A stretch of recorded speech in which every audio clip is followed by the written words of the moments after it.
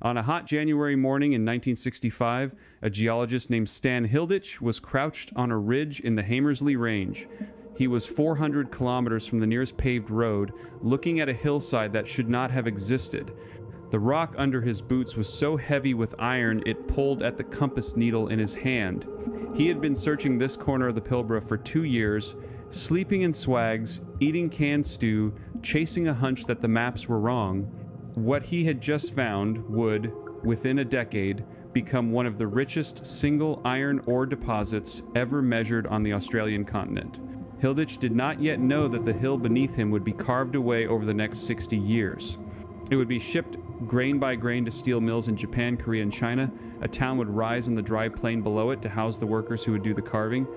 He did not know that the town would, by 2024, generate revenues larger than the gross domestic product of small nations.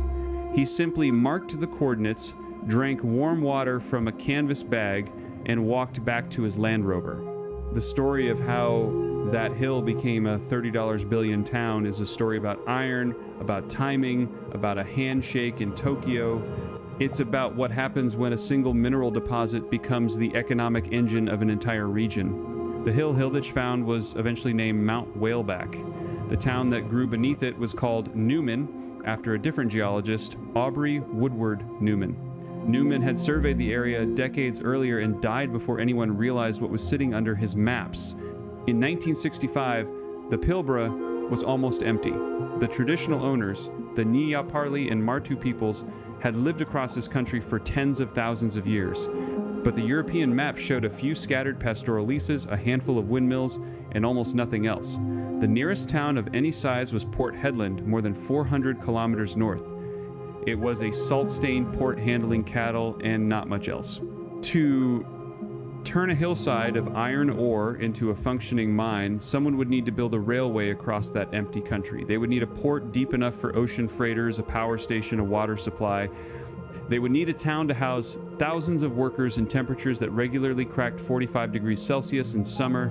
The capital required was staggering. No Australian company had the balance sheet to do it alone. Enter Lang Hancock.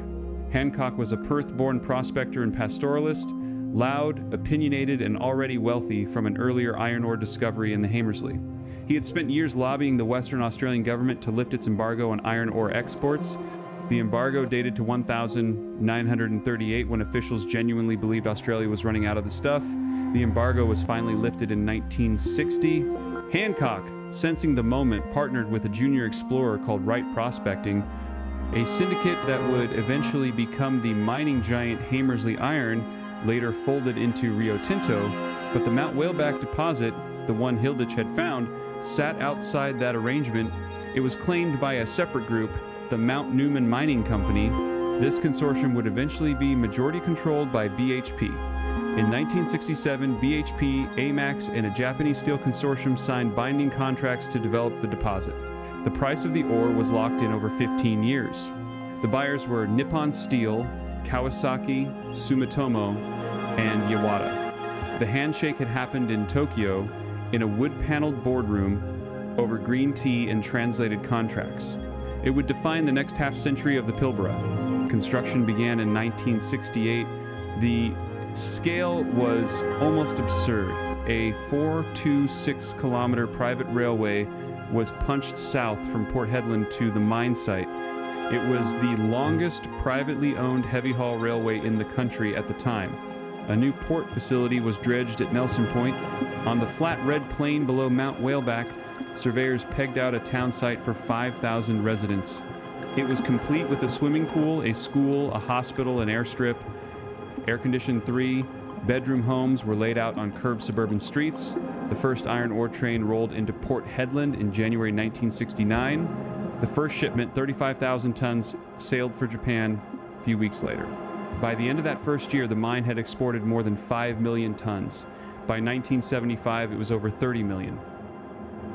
The town of Newman, built from scratch on land that had been spinifex and red dirt a decade earlier, now had a population of 7,000. It had a Woolworths.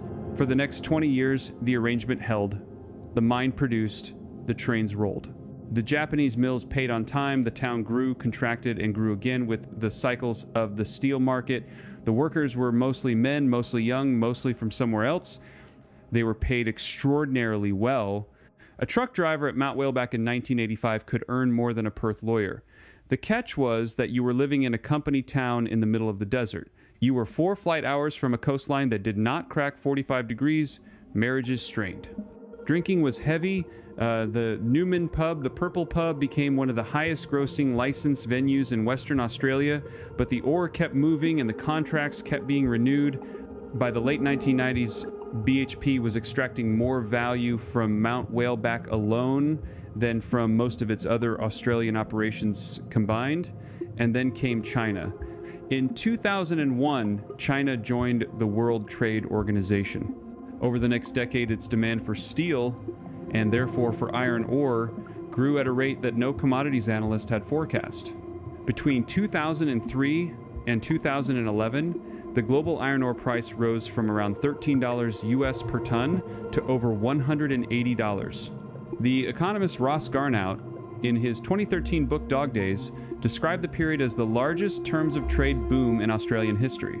It was larger in real terms than the gold rushes of the 1850s. The Pilbara was the epicenter. Mount Whaleback, now operating as part of BHP's wider Newman hub, was producing over 80 million tons of ore a year. The town that had been built for 5,000 was suddenly trying to house 15,000. Rents in Newman at the peak in 2012 hit $2,000 a week for a 3-bedroom house. That was more than equivalent properties in Sydney's eastern suburbs. A single mining engineer with 5 years' experience could clear $300,000 a year, including bonuses, with their housing and flights paid for. The Purple Pub started flying in DJs from Perth. However, the boom also exposed something brittle. The fly-in, fly-out model, known across the industry as FIFO, was reshaping the town. By 2014, more than half of the workforce at the Mount Whaleback complex did not live in Newman at all. They flew in for 2-week shifts.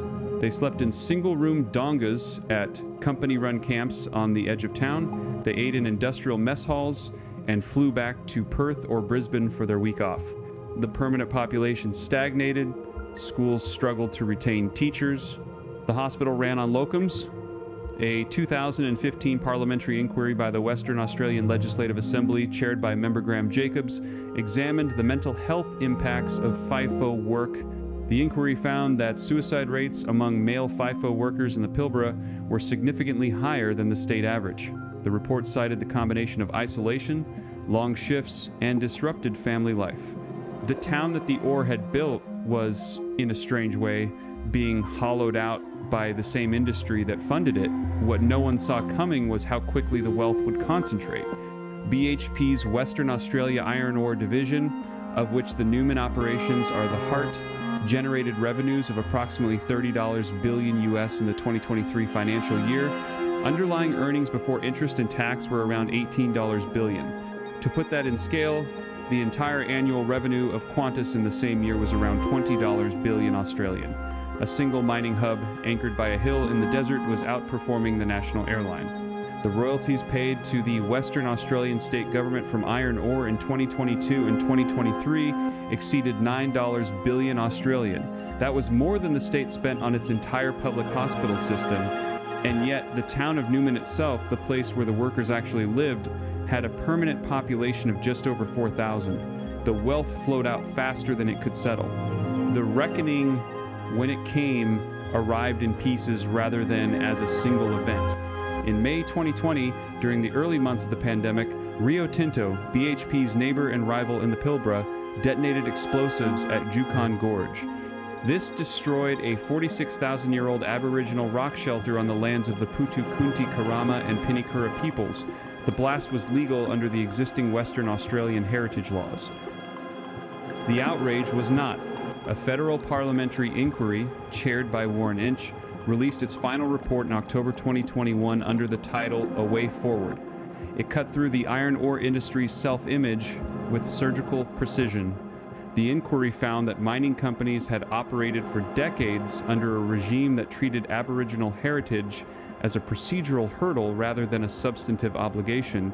BHP, while not the company that detonated Juukan Gorge, was implicated in the broader pattern. The reputational consequences forced a rapid rewriting of agreements with traditional owners, the Nyiyaparli among them.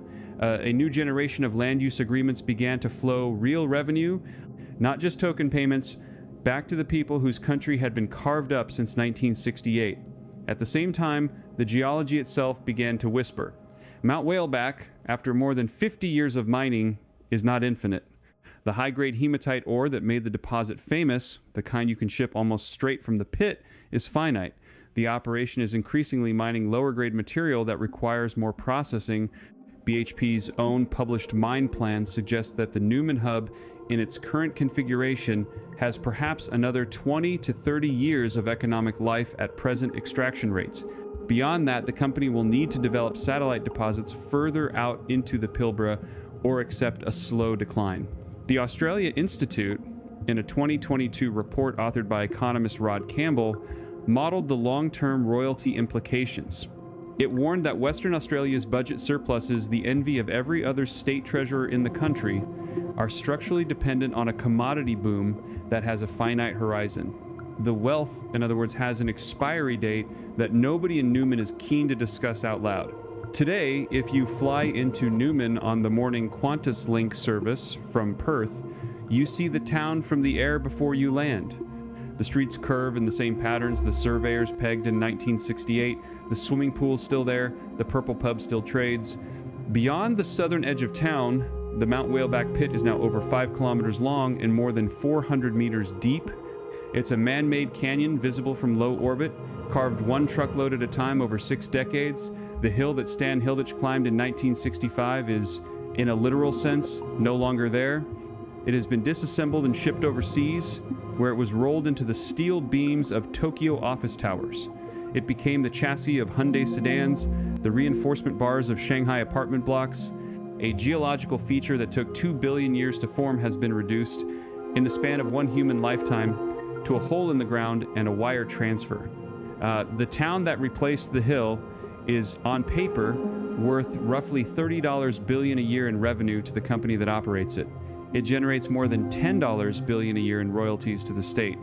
It creates an unquantifiable amount to the global supply chain of every product that contains structural steel. The 4,000 permanent residents of Newman, the teachers and nurses and shopkeepers and second-generation mine families live inside an economic engine of almost surreal scale, most of which never touches them directly. They pay rent. They send their kids to the school. They drink at the Purple Pub. They watch the iron ore trains, each one 2.5 kilometers long and carrying around 30,000 tons of ore, rolled north toward the coast every 90 minutes, day and night, year after year. Each train is, in commodity terms, worth about $3.5 million US at current prices. The trains do not stop. When Stan Hilditch knelt on that ridge in January 1965 and watched his compass needle tilt toward the rock, he was looking at one of the largest single transfers of geological wealth in modern Australian history.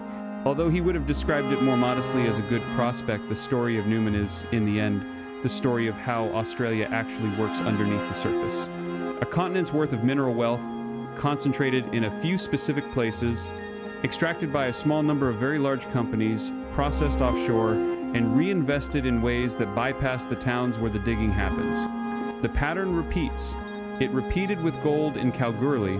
It repeated with nickel in Kambalda. It will repeat in the coming decades with lithium in the southwest and rare earths in the goldfields. The hill is finite, the pattern is not. And somewhere in the Pilbara tonight, on a different ridge, another geologist is crouched with a compass, watching the needle move.